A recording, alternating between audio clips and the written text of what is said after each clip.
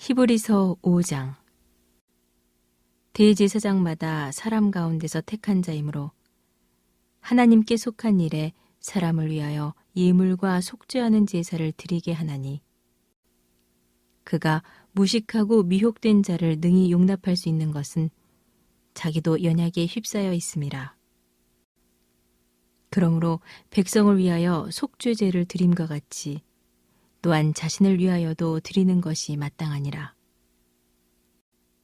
이 존귀는 아무도 스스로 취하지 못하고 오직 아론과 같이 하나님의 부르심을 받은 자라야 할 것이니라. 또한 이와 같이 그리스도께서 대제사장이 되심도 스스로 영광을 취하심이 아니요 오직 말씀하신 이가 그에게 이르시되 너는 내 아들이니 내가 오늘 너를 낳았다 하셨고, 또한 이와 같이 다른 데서 말씀하시되 네가 영원히 멜기세덱의 반차를 따르는 제사장이라 하셨으니, 그는 육체에 계실 때 자기를 죽음에서 능히 구원하실 이에게 심한 통곡과 눈물로 간구와 소원을 올렸고 그의 경건하심으로 말미암아 들으심을 얻었느니라. 그가 아들이시면서도 받으신 고난으로 순종함을 배워서 온전하게 되셨은즉 자기에게 순종하는 모든 자에게 영원한 구원의 근원이 되시고 하나님께 멜기세덱의 반차를 따른 대제사장이라 칭하심을 받으셨느니라. 멜기세덱에 관하여는 우리가 할 말이 많으나 너희가 듣는 것이 둔하므로 설명하기 어려우니라. 때가 오래되었으므로 너희가 마땅히 선생이 되었을 터인데 너희가 다시 하나님의 말씀의 초보에 대하여 누구에게서 가르침을 받아야 할 처지이니 단단한 음식은 못 먹고 젖이나 먹어야 할 자가 되었도다. 이는 젖을 먹는 자마다 어린아이니 의의 말씀을 경험하지 못한 자요 단단한 음식은 장성한 자의 것이니 그들은 지각을 사용함으로 연단을 받아 선악을 분별하는 자들이니라. 오늘은 예수 인간의 운명을 배우며 운명을 바꾸는 자라는 제목으로 함께 말씀을 나누고자 합니다. 오늘은 대제사장 되신 예수 그리스도에 대해서 말씀하고 있습니다. 구약의 아론은 대제사장으로서 하나님께 나아가는 통로 중보자의 역할을 감당했습니다. 하지만은 한계가 있습니다. 자신도 죄인이기에 죽어야 했고 또 백성의 죄를 짊어지고 하나님께 나간다고 하나 온전히 해결할 수 없었습니다. 하지만 우리의 대제사장 되신 예수 그리스도께서는 우리의 죄를 온전히 해결하시는 분이다, 이렇게 말씀하고 있습니다. 그래서 우리는 예수 그리스도를 통해서 주님께 나아갈 수 있고 하나님을 만날 수 있는 길을 얻었다는 겁니다. 독일어 성서 해설에는 인간의 운명을 배우는 자, 예수 그리스도를 그렇게 설명합니다. 우리의 모든 육신의 운명을 지고 그 모든 인생의 모든 그 고뇌, 아픔, 그것을 지고 이 십자가의 길을 걸었다는 것을 말씀하고 있는 것이지요. 뿐만 아니라 우리의 운명을 지고 십자가를 지셨지만 이 운명을 바꾸는 삶을 사셨다. 어쩌면 저와 여러분이 인간의 운명을 지고 살아갑니다. 그러나 예수를 따르면서 운명을 바꾸는 자로 살아가는 삶이라고 할 수 있는 것이지요. 그 삶은 어떤 삶인가? 7절을 보면 이렇게 말씀합니다. 그는 육체에 계실 때에 자기를 죽음에서 능히 구원하실 이에게 심한 통곡과 눈물로 간구와 소원을 올렸고 그의 경건하심으로 말미암아 들으심을 얻었느니라. 예수께서 인간의 운명을 지고 살아가는 이 세상의 삶은 어떤 것인가? 한마디로 얘기하면 죽음입니다. 이 죽음이라는 것은 십자가의 죽음을 이야기도 하지만은 육신을 입고 살아가는 우리의 삶의 특징입니다. 육체로 살아가는 우리의 삶이 하루하루의 삶이 힘겹습니다. 고단합니다. 염려와 근심이 많습니다.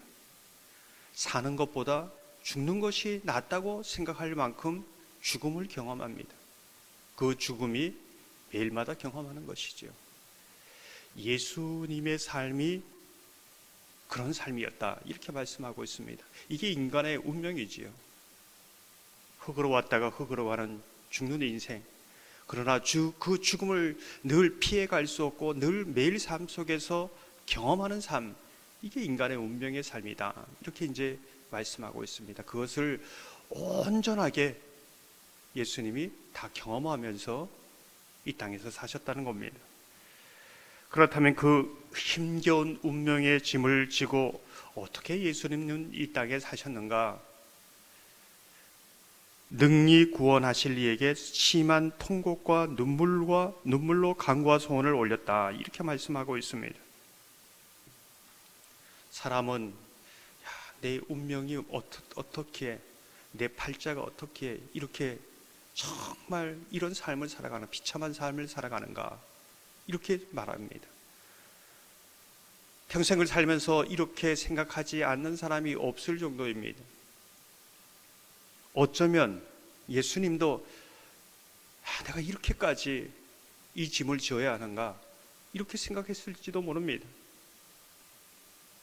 오늘 그런데 예수님은 운명을 지고 살지만, 운명을 배우지만은 어떻게 그 운명을 바꾸어 가는가?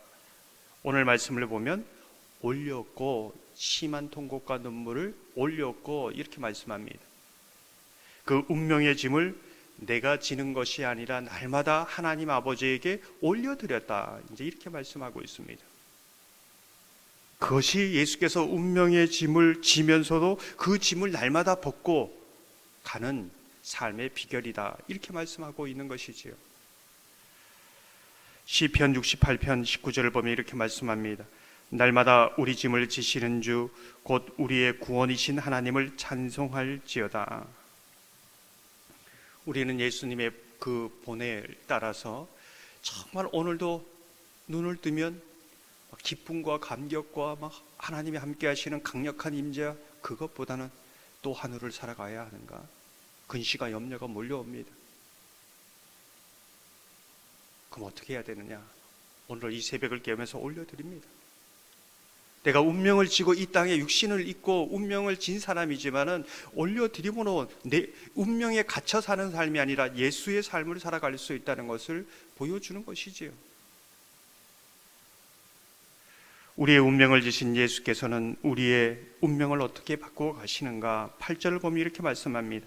그가 아들이시면서도 받으신 고난으로 순종함을 배워서. 인간은 자신이 하고 싶은 대로 하려고 합니다. 다른 말로 하면 자신이 원하지 않는 대로 사는 것은 불가능합니다. 다 자기 원하는 대로, 자기 감정대로, 자기 하고 싶은 말 다 하면서 살아갑니다. 주님의 뜻 관심 없습니다. 심지어 그리스도인이라 할지라도 그렇습니다. 그런데 어떻냐? 어떻게 우리가 순종 하나님의 뜻을 배워가는가? 오늘 이 말씀을 보면 고난을 통해서 내가 내 뜻대로 원하는 대로 되지 않구나, 이 고난을 통해서 알게 된다는 겁니다. 고난을 통해서 하나님을 찾게 된다는 겁니다. 고난을 통해서 하나님이 정말 창조주이고 전능하신 하나님이요 내 운명을 주관하시고 미래를 주관하시는 분이라는 걸 알게 된다는 겁니다. 내가 원하는 대로 다 사는 사람은 그것을 못 느낀다는 겁니다. 그래서 고난이 은혜입니다. 여러분의 구약 이세벨 보십시오. 평생에 고난이 있었습니까? 자기 원하는 대로 다 살았습니다. 그 끝은 무엇입니까? 사망입니다.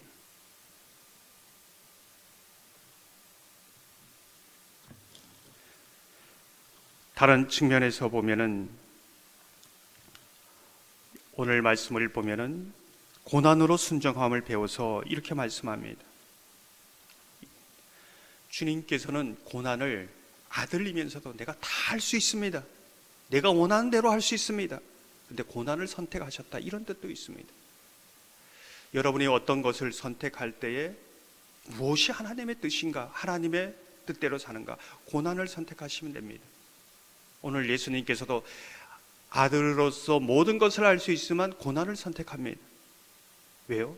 하나님의 뜻을 따르기 위해서 고난을 선택하는 거죠. 내 뜻이 아니라 하나님의 아버지의 뜻대로 사는 것을 구합니다. 그 삶을 살아가면서 하나님의 은혜를 아는 것입니다. 하나님의 뜻을 따라간다는 것은 내 감정대로 살아가는 것이 아니라 정말 하나님을 사랑하는 그 사랑의 길을, 긍휼의 길을 가는 것입니다. 그 열매가 무엇입니까? 내가 정말 하나님의 길을 가고 있다. 그 열매가 오늘 본문에 나옵니다. 모든 자에게 영원한 구원의 근원이 되시고, 이 부분입니다. 야, 내가 정말 하나님의 뜻대로 사는 그 열매 정말 바로 살았나? 인생의 끝에도 그렇고 지금도 잘 살고 있는가? 나를 통해서 구원의 통로가 된다는 겁니다. 나를 통해서 다른 사람을 살리는 역사가 있다는 겁니다. 나를 통해서 다른 사람의 살리는 회복의 역사가 있다는 겁니다. 왜요? 하나님의 뜻을 따르기 때문에. 바라기는 오늘도 인간의 운명을 지고 오늘 이 하루를 살아가는 저와 여러분을 예수님이 긍휼하게 여기십니다. 어떻게 살아야 하는가? 오늘도 모든 것을 올려드리고 주님의 고난을 택하고 또 고난 중에 하나님을 찾음으로 내 뜻이 내가 원하는 대로 하는 것이 아니라 주님 뜻대로 살아갈 때 그 나를 통해서 구원의 역사가 일어나는 놀라운 은혜를 저와 여러분이 맛보는 그러한 하나님의 사람 되기를 주님의 이름으로 축원합니다. 함께 말씀을 생각하면서